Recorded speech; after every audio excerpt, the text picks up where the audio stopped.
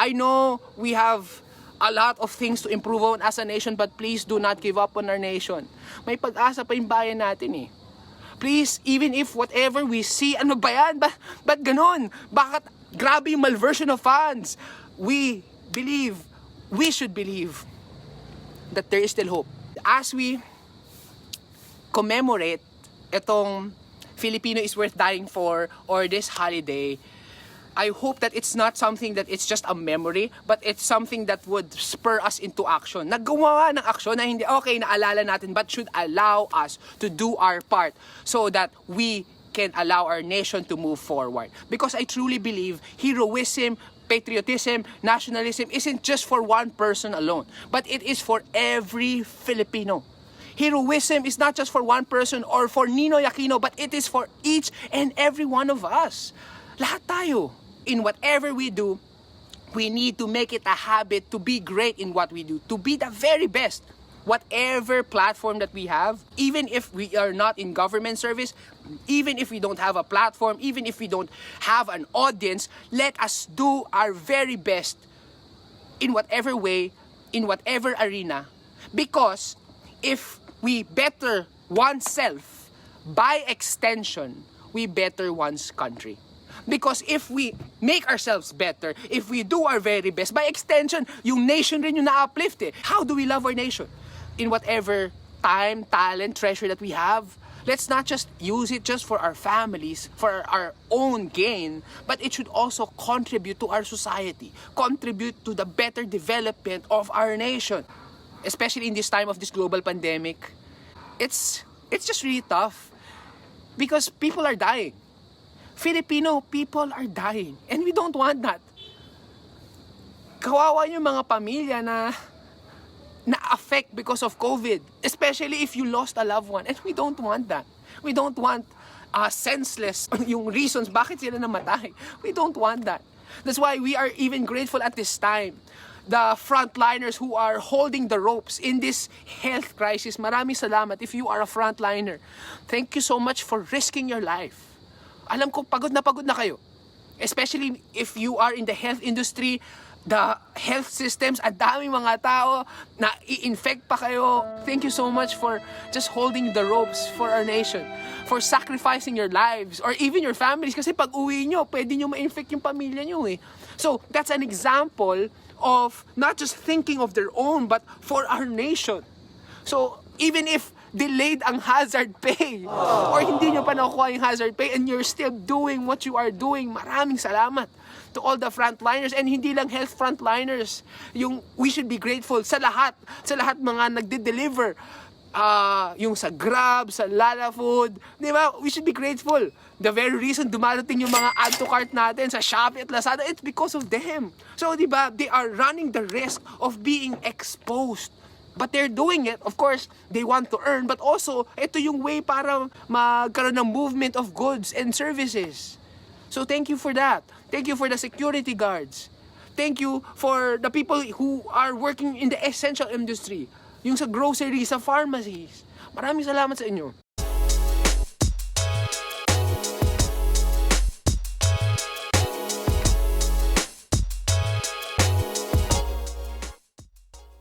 Hello, welcome to Rooftop Reflections, and we will talk about, is the Filipino still worth dying for? My name is Germo, and I do videos so that it could inspire confidence and instill hope. That is my heart in whatever way I can. Kahit hindi tayo magkakasama, is to help you, to impart to you whatever I learned, whatever I've got before, para ma-share ko sa inyo. Because I truly believe for us to gain confidence, it starts also in competence. That's why we talk about these things, so that we can learn, not just you learning from me, but we can learn together, and I want to learn from you as well. So that is the heart of these videos, is to inspire confidence and instill hope that no matter what's going on in our lives, in our world, there is always hope. So please continue to tag your friends, share this stream, and even like this video and subscribe in this YouTube channel as I edit this and put it on my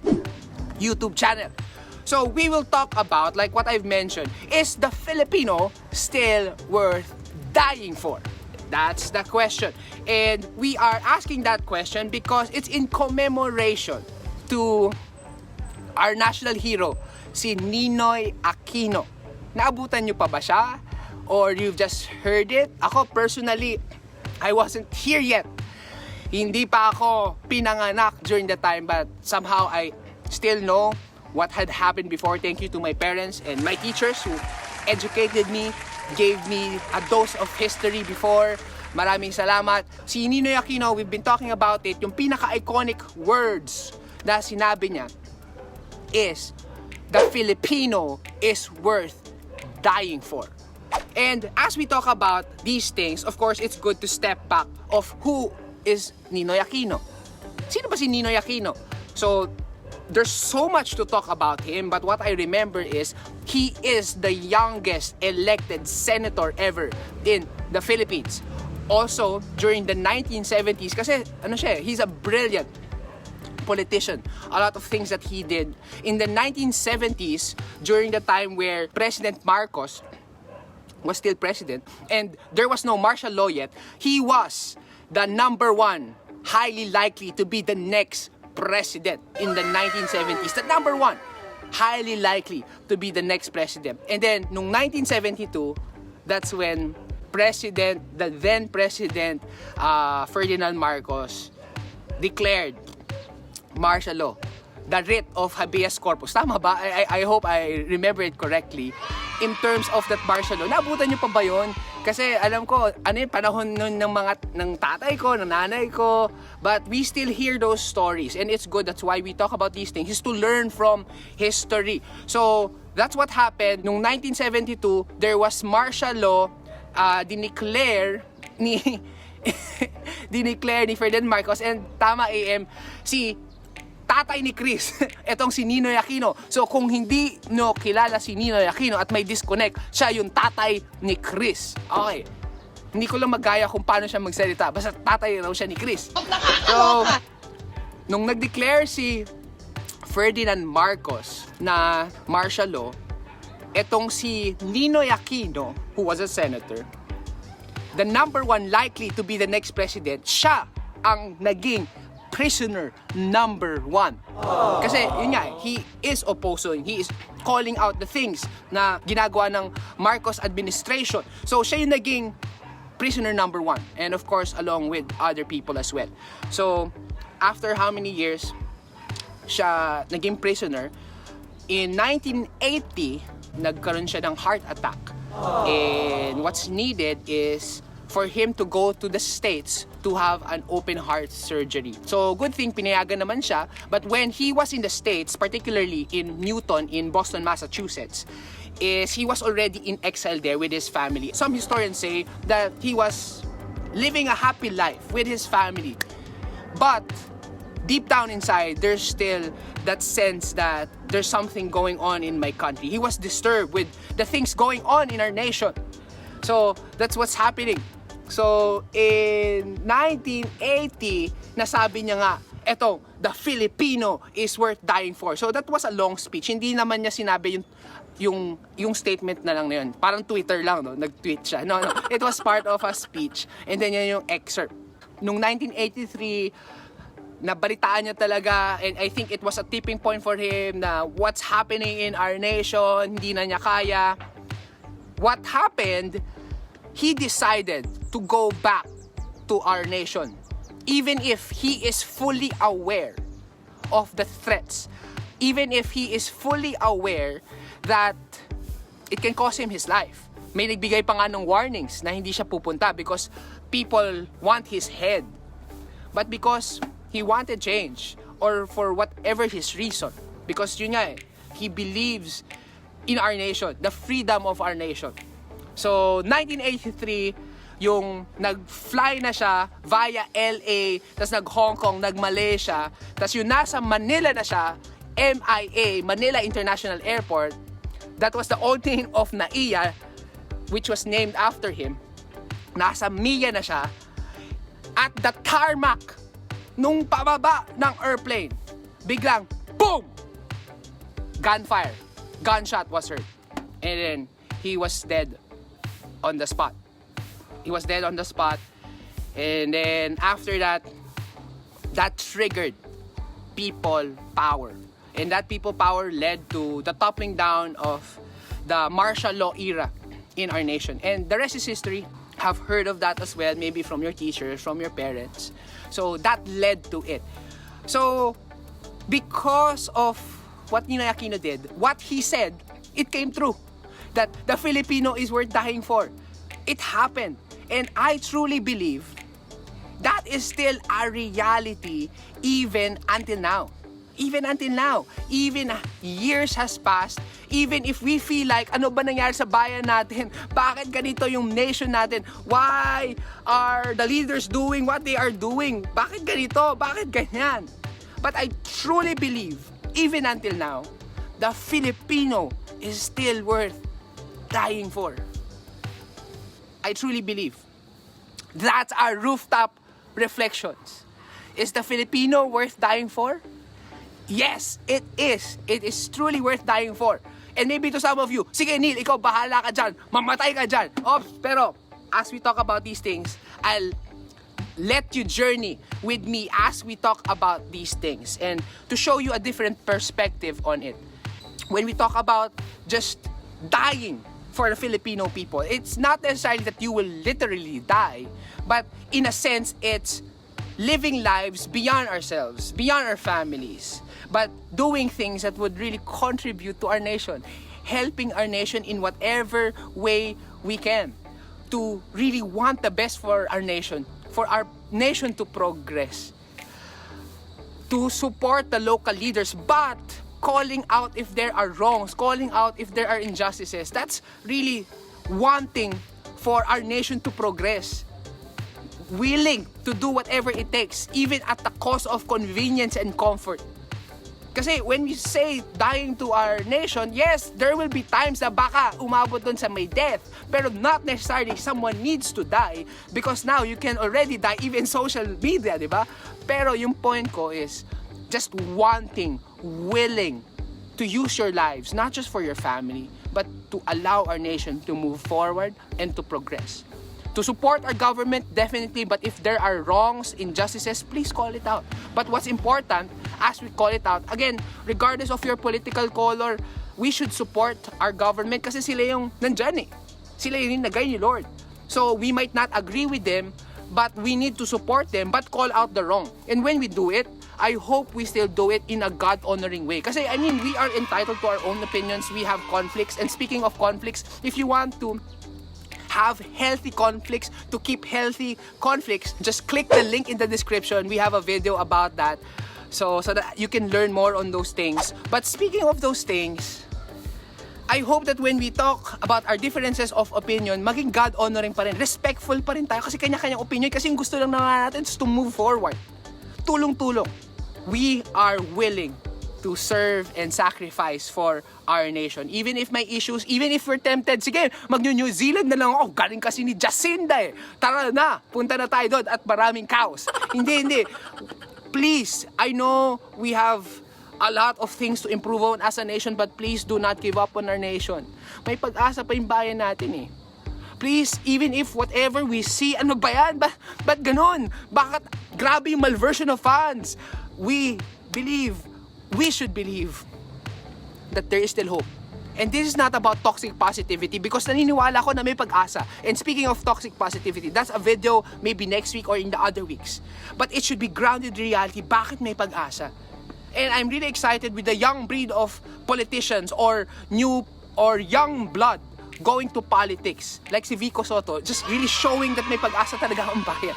So again, regardless of our political color, you're entitled to that, to your opinion. But I hope when we do these things, as we battle it out with people to help one another, to make our country move forward, sana God-honoring pa rin yung ginagawa natin.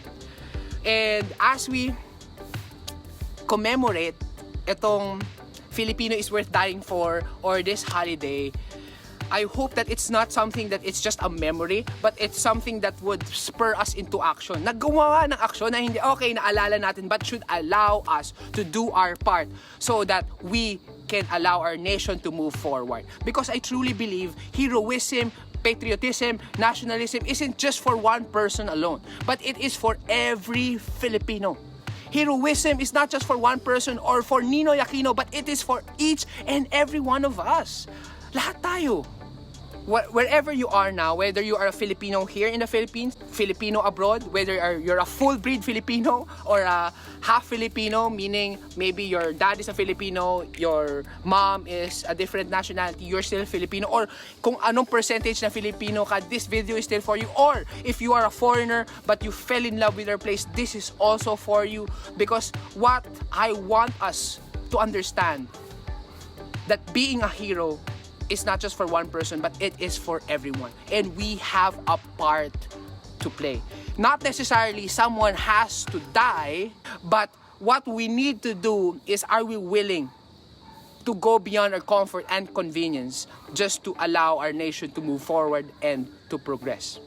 So the question is now, how to be a hero as a Filipino? Kasi di ba, I've mentioned that being a hero is not just limited to one person, but it is for each and every one of us. So here are practical ways on how to be a hero as a Filipino. So as usual, we have an acrostic for us. So it is the word hero, and here are practical ways on how to be a hero as a Filipino. So the first one is H, which is habituate greatness. Habituate greatness. So in whatever we do, we need to make it a habit to be great in what we do, to be the very best. Whatever platform that we have, even if we are not in government service, even if we don't have a platform, even if we don't have an audience, let us do our very best in whatever way, in whatever arena. Because if we better oneself, by extension, we better one's country. Because if we make ourselves better, if we do our very best, by extension, yung nation rin yung na-uplift eh. Kaya nga, we are so proud every time when there are Filipinos who are doing well, whether in the sports industry or maybe someone won a song competition, di ba? Yay! Ang galing! Mabuhay ang Pilipinas! Mabuhay ang Pilipino kahit 5% lang yung dugo niya Pinay. So what? Pero still, we are celebrating kasi Pinoy pa rin sila. So we need to be the very best in whatever way we can. Whatever you do, kahit anong platform, be the very best, because by extension, it's uplifting also the nation that we have.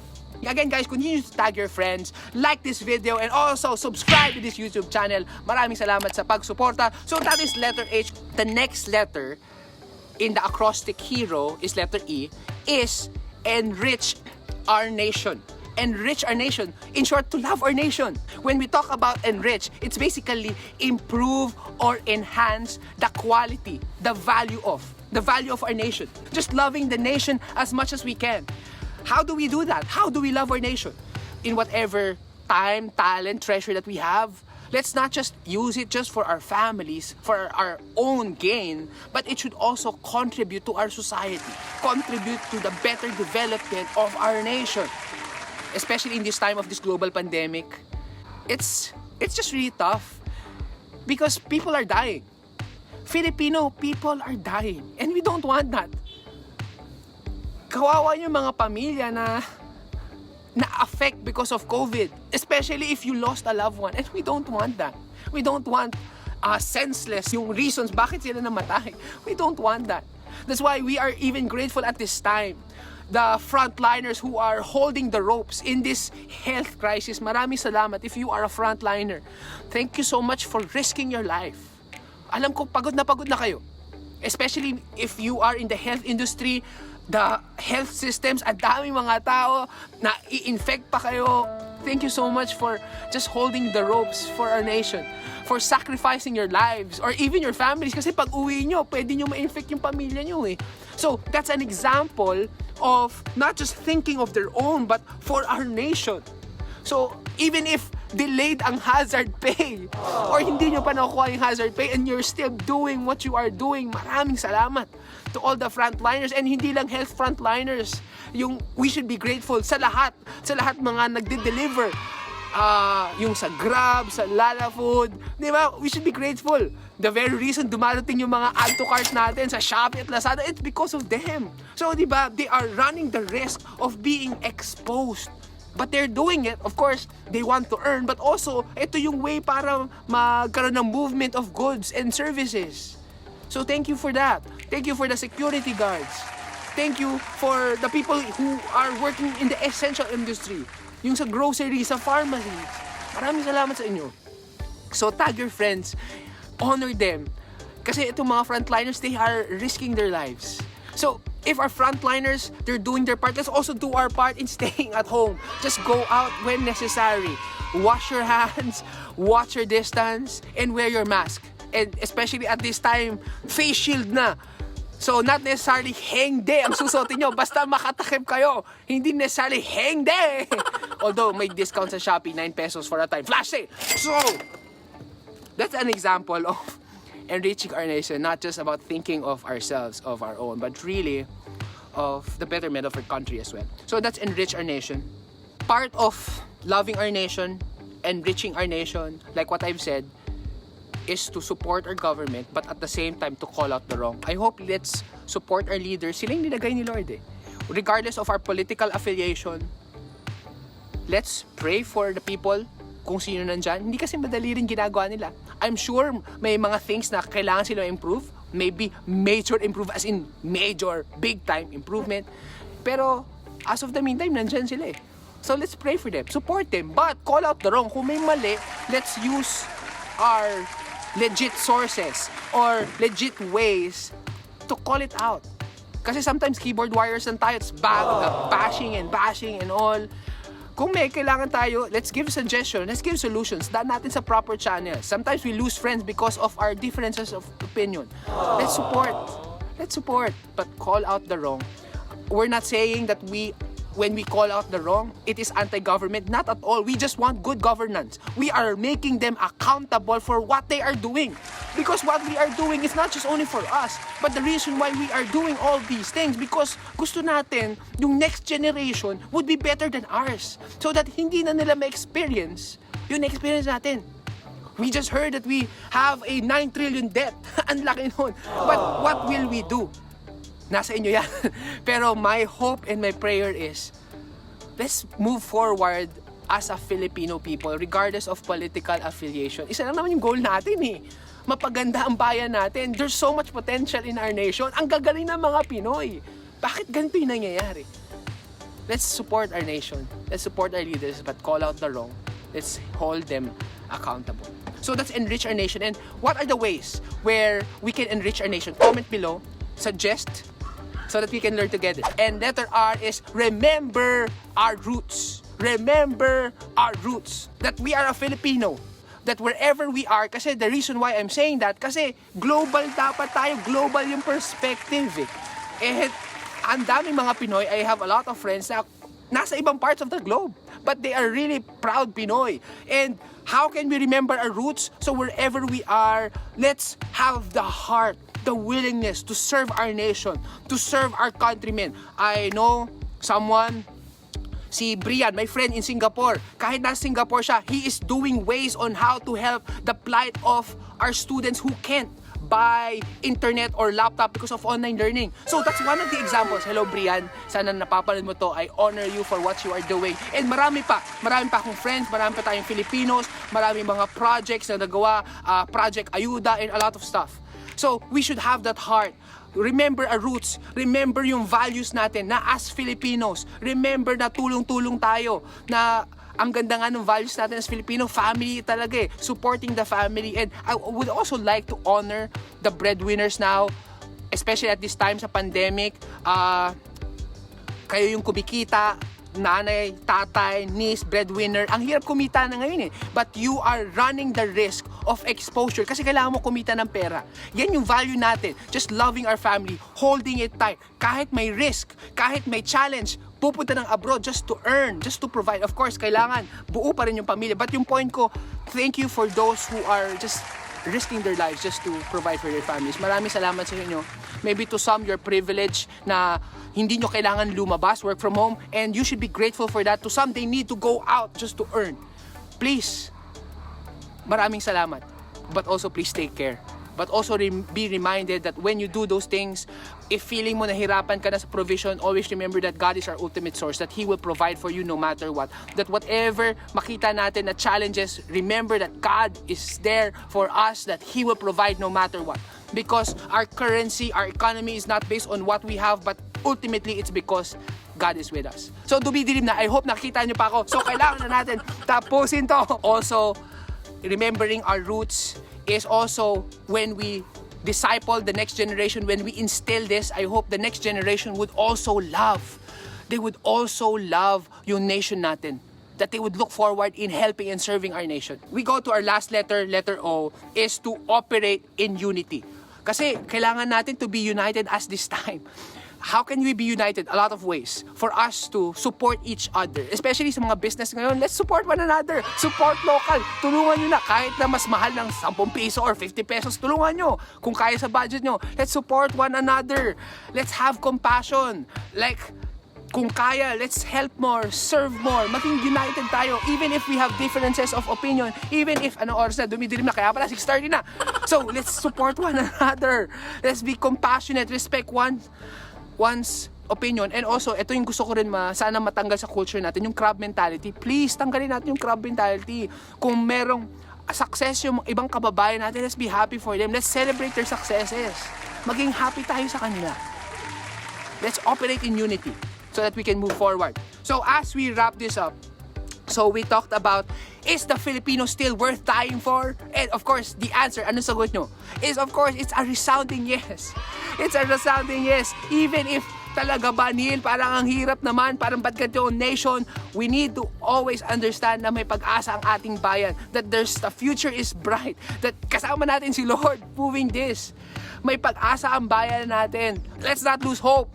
Let's not lose hope. We need to always have hope no matter what's happening, no matter how bleak, no matter the challenges, may pag-asa ang ating bayan. And when we say Filipinos worth dying for, not necessarily someone has to die. Not necessarily. That's why we talked about how to be a hero as a Filipino. We have an acrostic, diba? The first one is to habituate greatness, just being great in whatever we do, regardless of our platform. And then E is to enrich our nation. In short, loving our nation. And then R is to remember our roots wherever we are. Let's not forget kung sino tayo, yung values natin. Now, we should instill yung greatness and love for our nation. And letter O, operate in unity.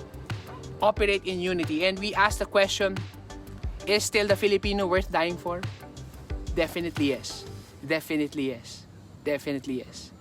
And because we know as a hero, it's not limited, or heroism, patriotism, nationalism is not limited to just one person, but it is for each and every one of us. We can be a hero in whatever way. We can be a hero. And hopefully as we commemorate this, hindi lang ma-remember natin, but it would lead us into action, that we will be a hero doing our part as a Filipino people. Because truly, may pag-asa ang ating bayan. The question is still the Filipino worth dying for? Absolutely. Because, and I quote Ninoy Aquino, the Filipino is worth dying for. God bless you guys. I hope nakikita nyo pa ako. Ang dilim na. Ayun, ang dami ko pa kasing sinabi. Kala ko maikli lang yung aking material. I hope you learned something. Like this video. Subscribe in this channel. God bless you guys. Thank you so much. So guys, I hope you learned something. John Peter Lo, there's a hero when you look inside your heart. Okay, so parang kanta ba yun? Thank you guys. Comment below the things that you have learned. So kailangan kong lumapit para makita nyo ako. Or baka kailangan ko mag-smile para makita nyo ako. Ayan, nakita nyo ako. Ayan, nakikita nyo ako. So God bless you guys. Thank you so much. Ginabi na tayo. And maraming salamat talaga sa pag-support sa Rooftop Reflection. So whatever you have learned, please share it to your friends. God bless you guys.